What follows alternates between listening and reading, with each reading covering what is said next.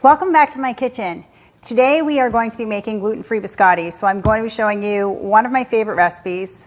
A lot of these recipes are my favorite recipes. This is one of my oldest recipes. It was a bestseller in my restaurant and bakery. It's a very simple recipe to put together. One of the things I love about biscotti is that it holds for a really long time. Biscotti means twice baked. So the other thing that's great about it is you could bake it through the first bake and freeze it and then slice and bake the second time later when you wanted to.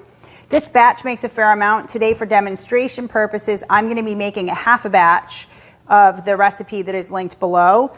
The full recipe makes a decent sized batch, but again, it holds really well. It holds for like a month in an airtight container at room temperature. So it's great for just to have around the house. It's great for the holidays. It's great for gift giving. And your flavor variations are absolutely endless with this. You can change up what your mix-ins are. And we'll talk about that a little bit as we go. Before we start, few things that we always talk about. One, you will notice everything I do is done by weight with a scale. Again, not to make your life more difficult, but to make your baking better. This is how all professionals bake, and especially with gluten-free baking is a game changer. It will make the biggest difference in the consistency of your results in preventing things from being dry because gluten-free flour is packed differently. Absolutely, once you get used to it, it is faster, it is neater, it is cleaner. I can't say enough good things about it. And the thousands of people that are in my Facebook group will attest to the fact that for them, their baking has changed once they embraced it. I do have, if you would like to learn more about baking with a scale, I will be putting up a video specifically about that, which you'll be able to find on this channel. I also do have one in my gluten-free baking Facebook group, which is linked below. And you can find a kitchen scale inexpensively on Amazon or places like Walmart, your local kitchen store, things like that. They're really not that hard to use. So I strongly urge you to try it and see for yourself what a difference it will make. So I have all of my ingredients weighed out here, which is another thing I really like to do, which is something we do professionally, is to weigh your ingredients out ahead of time. Separately, it really prevents mistakes because gluten-free ingredients are expensive. If we start weighing or measuring everything into the same bowl and you make a mistake, you lose count, something happens, your scale shuts off. Now you have to guess, try to fix it, and if you can't, you end up wasting your ingredients or with a less than perfect product. So by weighing everything out separate ahead of time and then putting it together, it's just a little bit of insurance. So this recipe today, I am using my stand mixer. You can do it by hand or with a handheld mixer if you'd like. I find it easiest with the stand mixer. So we're starting off with our butter. And again, the recipe is linked below. It is on my website. And our sugar, and we're just gonna cream them together like you would for any cookie recipe. I am using today actually half sugar and half allulose. If you wanna cut your sugar back, allulose works well in this recipe, as does maple sugar or coconut sugar if you're looking for a less refined option, or of course you can just go with all granulated sugar. So we're just gonna get this mixing together, and we're just gonna cream this until it's really well combined and a little bit light and fluffy, but nothing excessive. It's really more about getting your butter and your sugar well combined. So you can see here, this is what it looks like when it's creamed. So it's just all really well together. Again, this is a half batch. So if you do the full batch, it will look like a little bit more. I'm just gonna pop it right back on the mixer. Now I'm going to add my extracts and mix them in well, and then we'll add our eggs. For my extract, I'm using vanilla and I'm using a little bit of almond extract. It's optional, but one of my favorite things with anything, I'm putting dried cherries in mine today. Anything with cherries or apricots, peaches, I love to do a tiny bit of almond extract. It really brings out the flavor. It's actually a natural flavor profile in the pits of those fruits. So it just helps to kind of really bump up the flavor. I love the combination. Now I'm just gonna add my eggs in slowly, one at a time, until they're well mixed in. Okay, so now that both of my eggs are in, I'm just gonna give the bowl a little scrape down to make sure there's no butter, like chunks of butter and sugar, anything stuck to the bottom before we keep going. I always like to scrape it down at least once. You can't scrape down too many times. So I'm just gonna lift that up, give it another quick blitz. And now we're going to add our dry ingredients. So I have my 1-to-1 flour here. Today I am using Better Batter Original, which is one of my favorites. If you've never tried it and you want to try it, there is a link with a coupon code below. If you use my coupon code, you'll get 30% off your order. I also love, this will work with any 1-to-1 flour. So use what you have in your house, use what's your favorite. It will work with Cup for Cup or King Arthur Measure for Measure, Bob's Red Mill, Domata, really any of the 1-to-1 flours. So I just have my baking powder and flour, and they're gonna go right into the bowl. And I'm just gonna mix again until it comes together. We're making a basic cookie dough.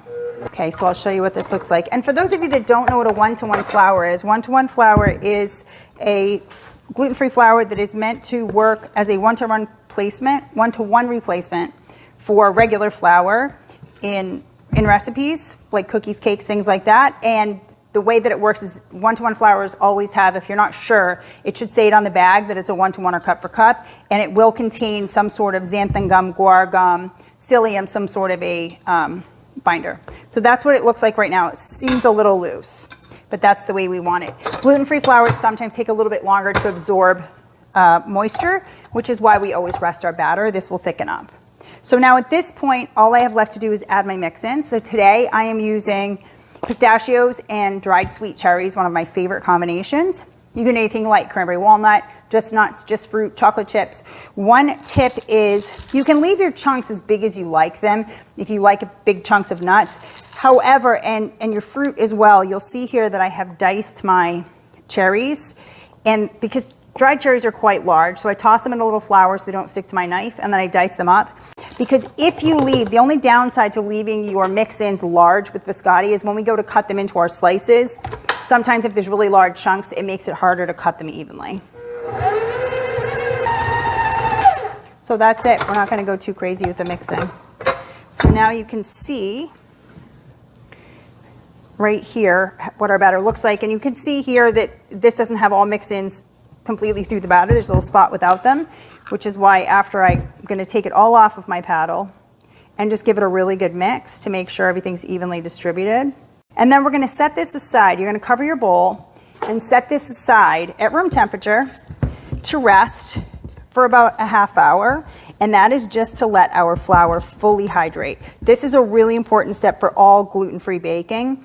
It's going to greatly improve your results, and in the case of the biscotti, it's going to make these easier to shape. So I'm just going to scrape it all down into the middle like this. I'll cover my bowl with plastic, set it aside for 30 minutes, and we will come back to shape these biscotti.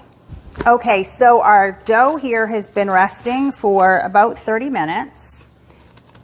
And it's firmed up a little bit. So now I'm just going to show you the shaping process. I'm wearing gloves, but really the main reason I'm wearing gloves is because I'm doing this demo and I don't want to have to stop and wash my hands a bunch of times. The dough is a little bit sticky. So if you like gloves, you have gloves and you want to wear them, by all means, go right ahead. It just makes it easier to handle. If you're not wearing gloves, what you can do is just spray your hands with a little bit of cooking oil, which sometimes I'll do even when I'm wearing gloves, and that will help prevent it from sticking. So I have just taken, again, this is a half batch. So if you were doing the full batch, you're going to break your dough into 2 pieces this size. You can even break it into 3 if you like a smaller size log to handle. How wide you make them and how tall you make them is a little bit of personal preference. With biscotti, I usually go about 1 inch, maybe a tiny bit taller. They are going to puff a little bit, not a lot, and they will spread a little bit. So if you want a little tiny biscotti to serve alongside of something with another dessert, or if you like the really long ones for the look, depending what you're using them on in your preference, you can shape this log any way you like. Again, using my handy bench scraper, one of my favorite tools, my bowl scraper. I find it easiest to start to take my piece of dough and work it into a little bit of a log as evenly as I can before I even put it down on the paper. If you notice you have big chunks of your mix-ins in one place and not as much somewhere else, you can feel free to move them around to distribute them. And once you have it roughly to the size that you want, I'll show you here close up so you can see what's going on, then you're just going to really shape it into your log. You're going to square off the ends, and you're going to try to make it as even as you can all the way down into a nice, even, straight log. And square up your ends. You want it as even as possible as far as the height and width goes, just so the whole thing bakes evenly. Again, remember, it will spread a little bit and puff a little bit. So these will be a little wider than what I have here on this sheet tray. You're going to put it on, for your sheet tray, you can use either a piece of parchment or you can use the Silpat, the silicone baking mat. Either one works fine. And that is it. If you want to, some people like them to look a little shiny on the outside. You can brush them with egg wash. I usually don't. I leave them just like this. And then again, after we bake them, if you want to dip them in chocolate or something, you can, or you can leave them just plain. When they have a lot of mix-ins like this, I usually leave them plain. It's already got the pistachios and dark cherries in it. This same recipe is also delicious if you add some dark chocolate chunks to it. Really, your imagination, go wild with it. Any dried fruits, any nuts, any types of chocolate, mix and match. You just want to keep the amounts roughly the same as what's written in the recipe. So here we have it, our nice even log. We're just gonna pop this into the oven. It's gonna bake for 20 minutes. We're gonna check, rotate, make sure it's baking evenly. It'll bake for about another 20 more. We want it to be really nice and baked all the way through. It'll be barely soft to the touch on top and a nice golden brown the entire log. I'll show you what that looks like when it comes out of the oven. Then we're gonna cool it before we slice it and bake it again.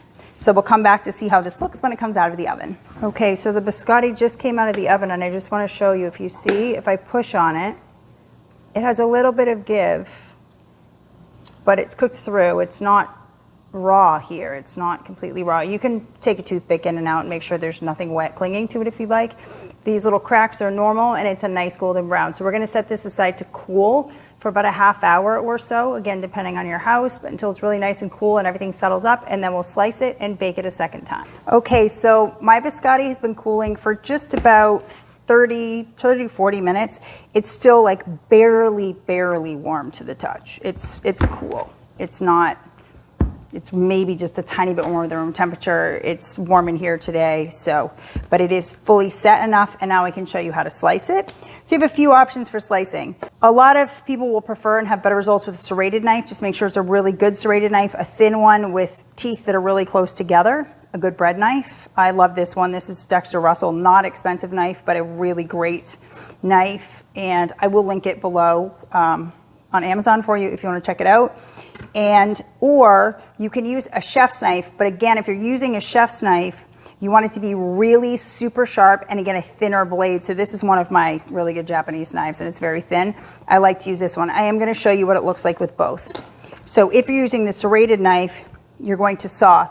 With biscotti, you need to use your hands and kind of hold it, because depending on where the chunks and things are, you may get a few pieces that crumble a little bit. That's normal.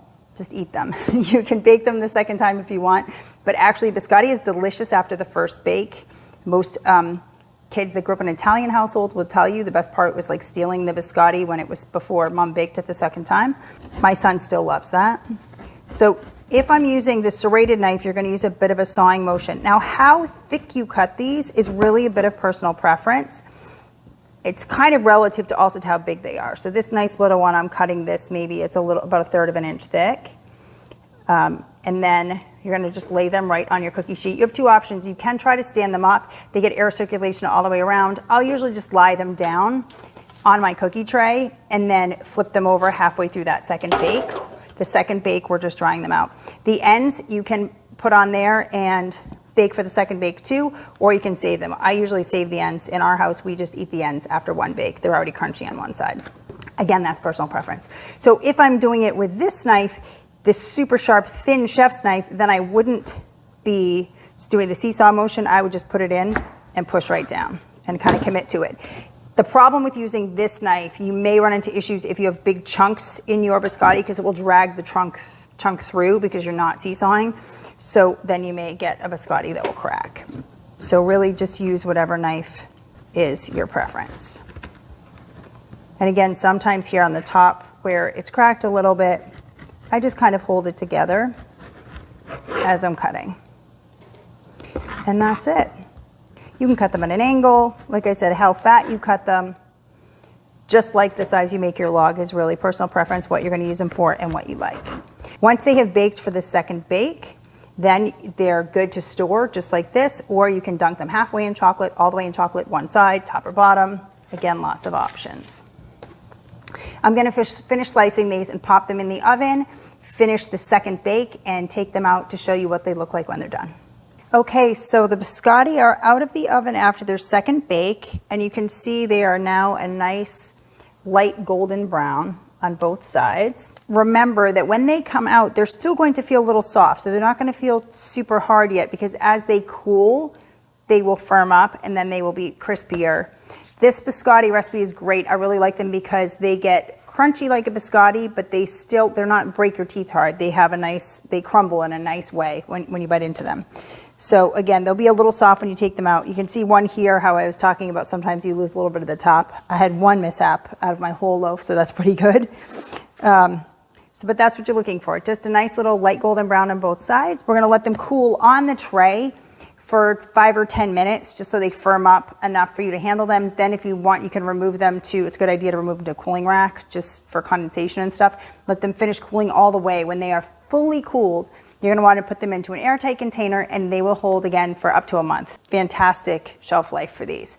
So I hope you have fun, play around with what flavor extracts you put in them, play around with what types of fruits, nuts, chocolate, and other mix-ins you add. I hope you really enjoy this recipe, and I'll see you next time.